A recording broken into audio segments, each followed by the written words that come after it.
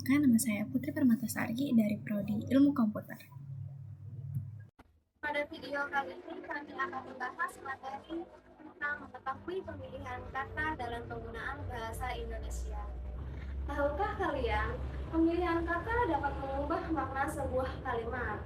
Oleh karena itu, kita perlu memahami diksi atau pemilihan kata agar tidak menimbulkan kesalahpahaman. Pemilihan kata atau diksi adalah kemampuan memilih kata yang tepat sesuai dengan makna, situasi, dan lawan bicara. Diksi sangat penting karena membuat pesan yang kita sampaikan menjadi jelas, sopan, dan mudah dipahami. Contohnya, ketika kita berbicara dengan teman, kita akan mengatakan, "Aku mau pinjam buku." Namun, ketika kita berbicara dengan dosen atau guru, akan lebih sopan jika kita mengatakan, "Maaf, apakah boleh meminjam buku itu?" Nah, sekarang saya akan menampilkan video YouTube yang membahas tentang diksi atau pemilihan kata. Lu mau ngatain orang bodoh, itu kan kasar. Bego. Kasar ya. Tapi ya kita menghadapi masalah ini, keterbatasan intelektualitas gitu. Karena penegakan hukum di tempat kita, di negara yang sangat kita cintai ini masih kurang kuat.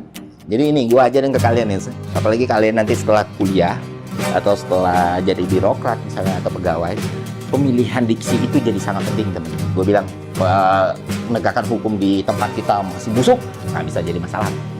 Tapi ketika gue bilang penegakan hukum itu kurang kuat, oh nggak apa-apa, dia nggak hate speech, padahal sama.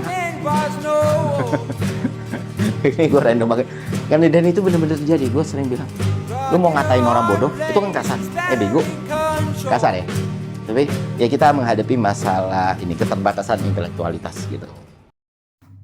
Nah, setelah penjelasan contoh video YouTube tadi, selanjutnya saya akan menjelaskan tentang kenapa kita harus menggunakan bahasa Indonesia dan pemilihan kata yang benar dalam kehidupan sehari-hari. Pertama, bahasa Indonesia adalah bahasa penghubung dari banyaknya bahasa-bahasa daerah yang kita punya. Nah,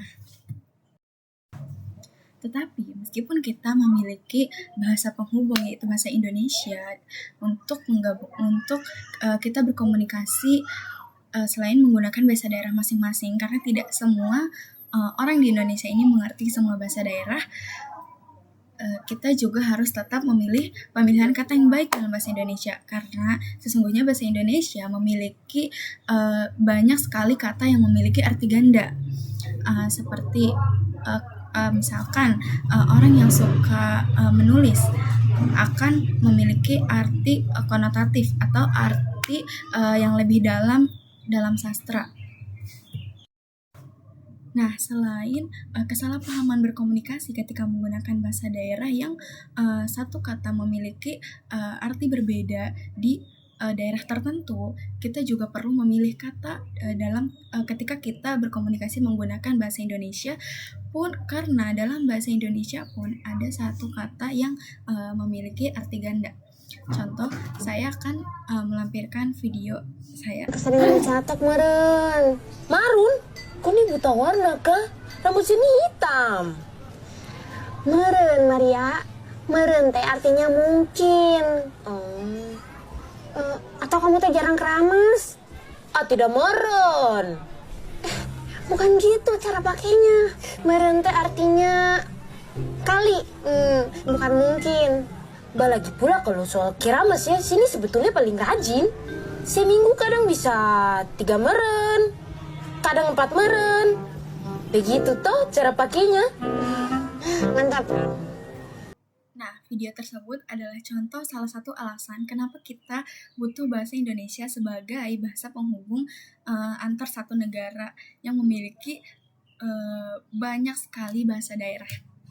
Selanjutnya, kenapa kita harus tetap memilih kata dalam berkomunikasi atau menulis, karena misalkan ada satu puisi yang penulisnya ingin menyampaikan sesuatu, tapi terkadang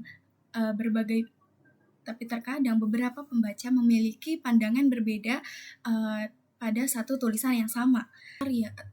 Selain dalam komunikasi, artinya dalam satu karya pun banyak orang berpersepsi arti tulisan tersebut dalam berbagai arti. Banyak orang berspekulasi di satu tulisan dengan berbagai arti.